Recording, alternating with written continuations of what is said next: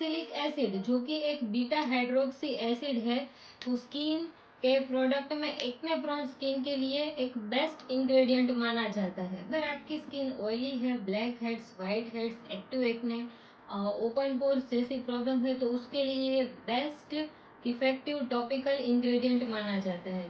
अब salicylic acid work कैसे करता है, तो इसके मॉलिक्यूल्स इतने छोटे होते हैं कि वो स्किन सेल्स के अंदर तक जाके वहां से बैक्टीरिया, सीबम और डर्ट को रिमूव करता है और स्किन को हेल्दी बनाता है। इसकी एंटी इंफ्लेमेटरी प्रॉपर्टी की वजह से वो रेडनेस और इंफ्लेमेशन को कम करता है और केराटोलाइटिक प्रॉपर्टी की वजह से एक्सफोलिएशन करता है, मतलब कि स्किन के अपर लेयर में से डेड स्किन सेल को रिमूव करता है और स्किन को स्मूथ बनाता है। सैलिसिलिक एसिड की बहुत सारी प्रिपरेशंस अवेलेबल है, जैसे कि salicylic acid face wash, salicylic acid serum और सैलिसिलिक एसिड स्पॉट करेक्टर भी अवेलेबल है। अब बात करते हैं कि सैलिसिलिक एसिड फेस वॉश को कैसे यूज करना है। तो आपको अपने फेस को अच्छे से और क्लीन वाटर से उसे साफ कर लेना है। उसके बाद डैम फेस पे, मतलब कि गीले चेहरे पे ही थोड़ा सा अमाउंट में फेस वॉश लेकर उसे पूरे चेहरे पर लगा देना है और जेंटली उसे रब करना है और 20 से 30 सेकंड रख के उसको क्लियर वाटर से साफ कर लेना है। अगर आपकी स्किन ज़्यादा ड्राई है या फिर सेंसिटिव है, तो उसका कांटेक्ट टाइम कम रखें, उसे 10 से 15 सेकंड तक ही रखें और उसको जल्दी से साफ कर लें।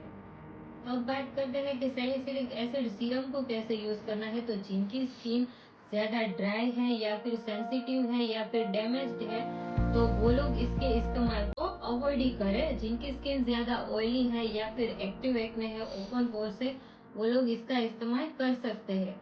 तो सबसे पहले जब आप पहली बार इसे यूज कर रहे हैं, तो 0.5 कॉन्सेंट्रेशन से, मतलब कि लो कॉन्सेंट्रेशन से इसकी शुरुआत करें और धीरे धीरे करके आप कंसंट्रेशन बढ़ा सकते हैं, मतलब कि 2% तक आप जा सकते हैं। जब आप पहली बार इसका इस्तेमाल कर रहे हैं, तो अफेक्टेड एरिया में, मतलब कि एक या दो जगह पे स्मॉल अमाउंट में 1 to 2 ड्रॉप लेकर उसको लगाएं और 3 दिन तक आप ऑब्जर्व करें कि वहां पे कुछ रेडनेस, ईचिंग या फिर इरिटेशन ना हो रहा हो, तो आप उसके इस्तेमाल को कंटिन्यू कर सकते हैं। अगर ऐसा कुछ भी दिखे कि वहाँ पे ज़्यादा रेडनेस फील हो रही हो या फिर ईचिंग हो रहा है, तो इसके इस्तेमाल को तुरंत ही डिसकंटिन्यू करें।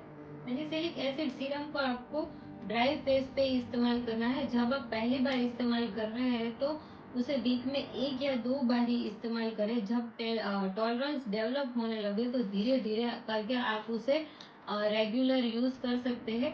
बाद में आप दिन में उसे 2 बार भी यूज कर सकते हैं। तब भी आप सैलिसिलिक एसिड यूज कर रहे हैं, तो इस बात का खास ध्यान रखें कि मॉइस्चराइजर और सनस्क्रीन को जरूर से इस्तेमाल करें, क्योंकि उसकी एक्सफोलिएंट प्रॉपर्टी की वजह से इरिटेशन होने के चांसेस भी बढ़ जाते हैं और सन टैनिंग होने के चांसेस भी बढ़ जाते हैं। तो मॉइस्चराइजर और सनस्क्रीन को जरूर से इस्तेमाल करें। हो सके तो सैलिसिलिक एसिड को नाइट टाइम में ही इस्तेमाल करें, डे टाइम में उसके यूज को अवॉइड करें, क्योंकि सन एक्सपोजर की वजह से इरिटेशन होने के चांसेस बढ़ जाते हैं। और जब भी आप सैलिसिलिक एसिड यूज कर रहे हैं, तब रेटिनॉल और विटामिन सी के इस्तेमाल को अवॉइड करें। अगर आप रेटिनॉल यूज करना चाहते हैं, तो उसे आप ऑल्टरनेट डेज भी यूज करें। एक दिन सैलिसिलिक एसिड यूज करें और दूसरे दिन आप रेटिनॉल यूज कर सकते हैं।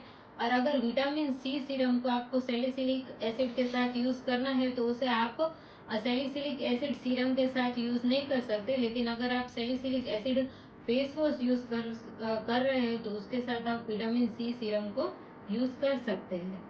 अगर आपको एक्ने की प्रॉब्लम ज्यादा नहीं है, ओकेशनली कभी कभी एक्ने देखने को मिलते हैं, तो आप उसके लिए salicylic acid spot character use कर सकते हैं। लेकिन उसे यूज करने से पहले आप पैच टेस्ट जरूर करें, क्योंकि उसका कॉन्सेंट्रेशन ज्यादा होता है, तो उसकी वजह से इरिटेशन होने के चांसेस बढ़ जाते हैं और एक्ने को सेटल होने में 4 से 5 दिन लगते हैं। तो उसे आप 4 से 5 दिन तक यूज कर सकते हैं। जब भी आप सैलिसिलिक एसिड यूज कर रहे हैं, तो एक बात का खास ध्यान रखें कि उसे ओवर यूज ना करें, स्मॉल अमाउंट में ही उसे यूज करें और बिना पैच टेस्ट के उसे यूज ही मत करें।